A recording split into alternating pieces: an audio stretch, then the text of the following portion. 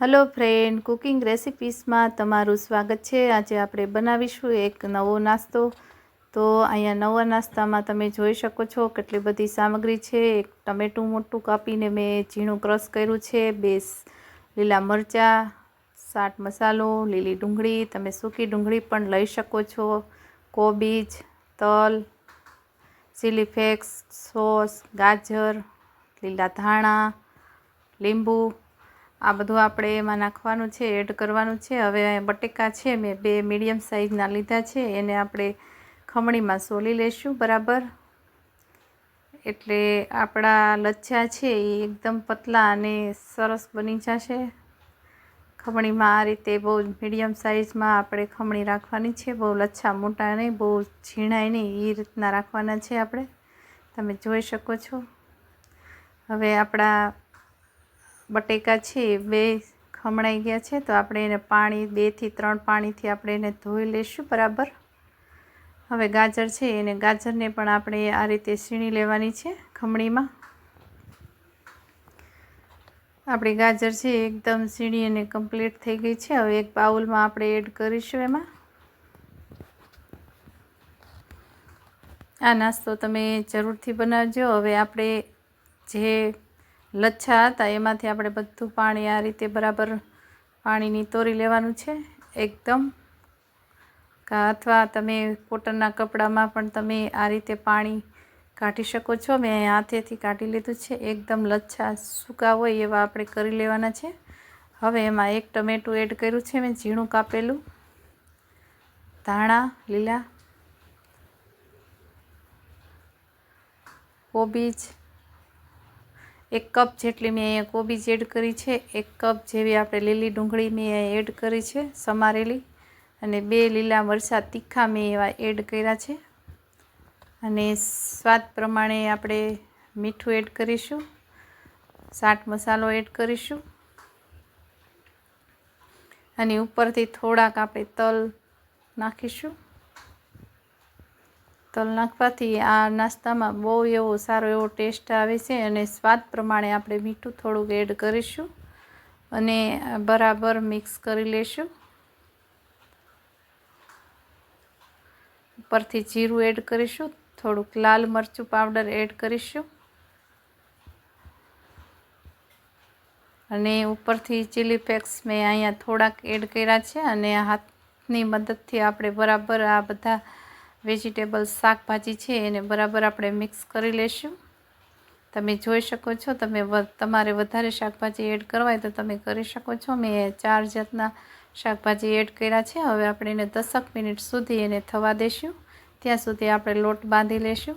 અહીંયા મેં 1.5 કપ જેવો મેં ઘઉંનો લોટ લીધો છે, અને અડધો કપ જેવો મેં મેંદાનો લોટ એડ કર્યો છે, અને સ્વાદ પ્રમાણે આપણે મીઠું એડ કરીશું, અને 1 થી 2 ચમચી જેવું આપણે તેલ એડ કરીશું। હાથની મદદથી આપણે બરાબર એને મિશ્રણ કરી લઈશું લોટમાં। તેલનું ને મેંદાના લોટનું ને ઘઉંના લોટનું મિશ્રણ આપણે બરાબર કરી લઈશું। આ રીતે તમે લોટ બાંધશો તો લોટ સારો એવો બંધાય છે, અને આપણો નાસ્તો છે એકદમ ક્રિસ્પી જેવો બને છે।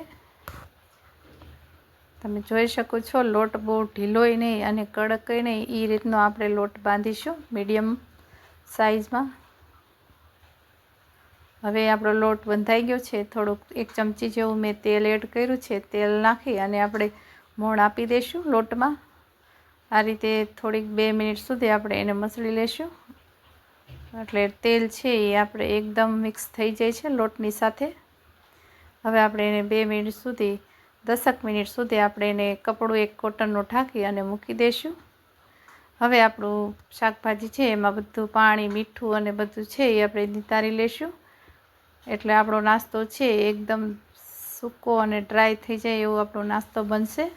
પાણી હશે તો આપણો નાસ્તો એકદમ સારો નહીં બને। આ રીતે આપણા હાથની મદદથી આપણે બધું પાણી છે એ નિતારી લેવાનું છે, અને શાકભાજી એકદમ ડ્રાય કરી લેવાના છે।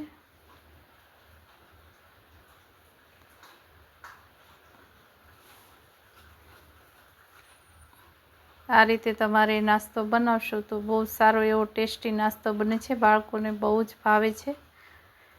આ મોમસને ભૂલાવી દે તેવો આ નાસ્તો છે. તમે એકવાર જરૂરથી ટ્રાય કરજો. અને આ પાણી છે એનો પણ આપણે ચટણી કે કોઈ પણ શાકભાજી બનાવતા એમાં આપણે ઉપયોગ કરી શકીએ છીએ. હવે મેં લોટ એક લુઓ લઈ લીધો છે. આપણે એને બરાબર રોટલી ગોળ એવી બનાવી લેશું અને વેરણાની મદદથી. અને એમાં પછી આપણે મસાલો છે એ એડ કરીશું.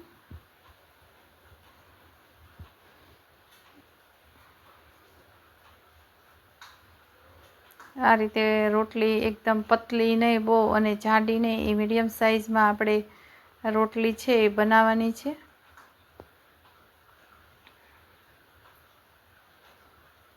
તમે જોઈ શકો છો આપણી રોટલી સરસ એવી બની ગઈ છે, રેડી એકદમ. અને આવી રીતે બનાવશો તો નાસ્તો સારો એવો બને છે.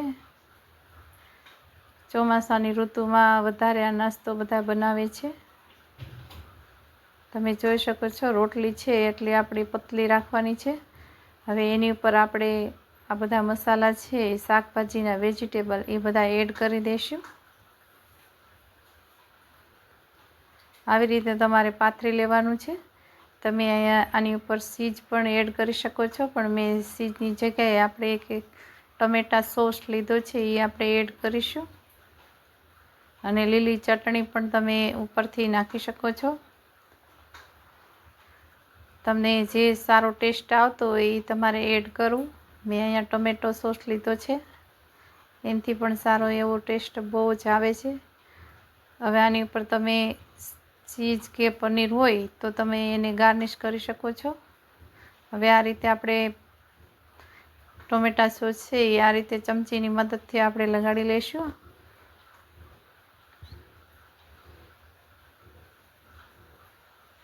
આ રીતે લગાવવાથી બધામાં ટેસ્ટ સારું એવું આવે છે અને અંદર સુધી બેસી જાય છે. હવે આ રીતે આપણે બધું સોસને કમ્પ્લીટ કરીને આ રીતે હાથની મદદથી એકદમ ટાઈટ રોલ વાળવાનો છે. બહાર મસાલો ન નીકળે એનું પણ ખાસ ધ્યાન રાખવાનું છે. એ રીતે આપણે રોલ વાળવાનો છે. હવે તમે જોઈ શકો છો આપણો રોલ એકદમ સરસ એવો બની ગયો છે. હવે બે સાઈડથી આપણે બંધ કરી દઈશું એટલે આપણો મસાલો છે એ બહાર નીકળે નહીં. આવી રીતે પોકેટ કરી લેવાનું છે બે સાઈડથી. મેં અહીંયા એક ઢોકળિયાની ડીશ લીધી છે, એને આપણે તેલથી ગ્રીસ કરી લેશું. અને હવે પાણી પણ ઉકળી ગયું છે મેં અહીંયા. હવે આપણે એને મૂકી દઈશું નાસ્તાને. 10થી 15 મિનિટ સુધી આ નાસ્તાને આપણે બફાવા દઈશું. પછી આપણે અને આ રીતે ઉપરથી એને તેલથી ગ્રીસ કરી લેશું એટલે ટેસ્ટ એવો બહુ સારો એવો આવશે. તમે આ નાસ્તો છે એ તમે ટ્રાય કરી તો સાતળીને પણ ખાઈ શકો છો અને એમના બફાયેલા છે એમાંય ખાઈ શકો છો. હવે આપણે એનું પાછું તળવા માટેનું આપણે બેટર બનાવીશું કવર માટેનું. તો મેં અડધો કપ જેટલો મેંદાનો લોટ લીધો છે, તલ 1 ચમચી જેટલા, ચીલી ફ્લેક્સ 1 કપ આદુ, 1 કપ કોથમીર પાવડર. આ રીતે તમે 1 કપ જેટલું પાણી એડ કર્યું છે મેં અહીંયા. હવે આપણે જરૂર પડશે તો પાણી આપણે એડ કરીશું. હવે આપણે આ રીતે મિશ્રણ કરવાનું છે. એમાં મેં સ્વાદ પ્રમાણે મીઠું એડ કર્યું છે, કેમ કે આપણે વેજીટેબલમાં પણ મીઠું છે એટલે એમાં થોડુંક આપણે કવર પૂરતું જ મીઠું એડ કરવાનું છે. અને આ રીતે આપણે મિશ્રણ કરી લેવાનું છે બરાબર. હવે આપણા નાસ્તો છે એકદમ બનીને બફાઈ ગયો છે, તો હવે એને બહાર કાઢી લઈશું એક પ્લેટમાં. અને આ નાસ્તાને 10 મિનિટ સુધી આપણે ઠંડો થવા દઈશું એટલે આપણા પીસ છે એકદમ સરસ અને કટિંગ થાય છે. આપણે ગરમ હોય તો આપણા પીસ છે એ બધા વિખાઈ જાય છે.